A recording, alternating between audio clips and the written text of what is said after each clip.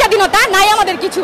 আপনি যদি একটু লক্ষ্য করেন, এই যে আপনি ছাত্রলীগ নামিয়ে দিয়েছেন আমাদের উপরে, এই যে আপনি ছাত্রলীগ নামিয়ে দিয়েছেন আমাদের দমাতে পেরেছেন কি?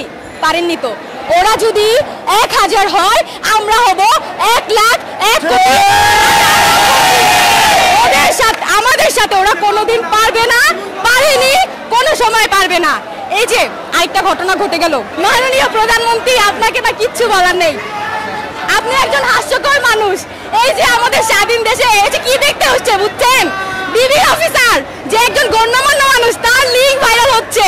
এই দেশে আমরা থাকি, এই দেশের আইন কাঠামো এমন, ঘৃণা ভিক্ষা চালাই, ভিক্ষা আপনাদের ভিক্ষা চালাই আমরা, আপনাকে কেউ চায় না। মাননীয় প্রধানমন্ত্রী, আপনি নেমে এই বাচ্চাদের সাথে আছি, যেভাবে এই বাচ্চাদেরকে গুলি করে পাখির মতো মারছে, তাদের থেকে আমরা রেহাই চাই।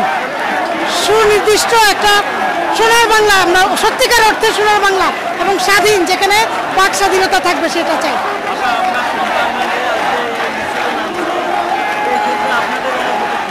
আমার অনুভূতি কি, আমি তো সকাল 10টা থেকে ওদের সাথেই আছি, ইনশাল্লাহ থাকবো, বিজয় না হওয়া ইনশাআল্লাহ। একদিকে আমরা দেখতে পাচ্ছি যে প্রধানমন্ত্রী শিক্ষার্থীদের গণভবনে ডাকছে, অপরদিকে গুলি চালাচ্ছে, কি বলবেন?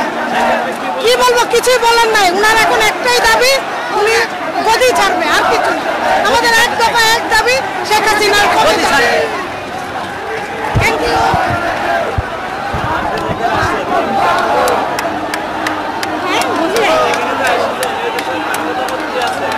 আমি আসছি যে এটা আমাদের এই ছাত্রদের আন্দোলন জয় হোক আর সাফল্য হোক, এই জন্য আসছি আমরা।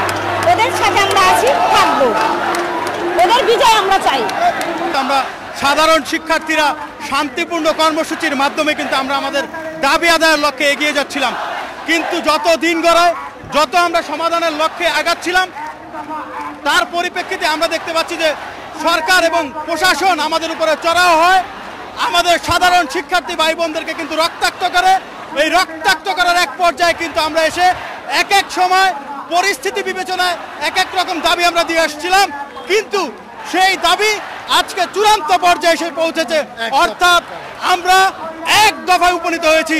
আমরা বুঝতে পেরেছি আসলে কলকাঠি কে নেড়েছেন এবং কার ইশারায় আজকে আমাদের সাধারণ শিক্ষার্থী ভাই বোনদের উপরে অবিচারে গুলি চালানো হয়েছিল এবং গণহত্যা চালানো হয়েছিল, গুম করা হয়েছিল, নির্বিচারে তাদেরকে রাতের আধারে বাড়ি থেকে ধরে নিয়ে এসে আসলে আটক করা হয়েছিল।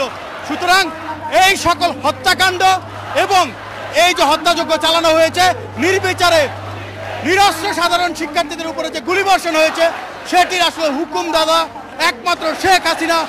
এই শেখ হাসিনার পদত্যাগ এবং এই মন্ত্রী পরিষদের সকল মন্ত্রীদের পদত্যাগের মাধ্যম, শুধুমাত্র পদত্যাগই নয়, তাদেরকে বিচারের আওতায় এনে সাধারণ ছাত্র সহ এই বাংলাদেশের ছাত্র জনতা রাজপথে ফিরে যাবে।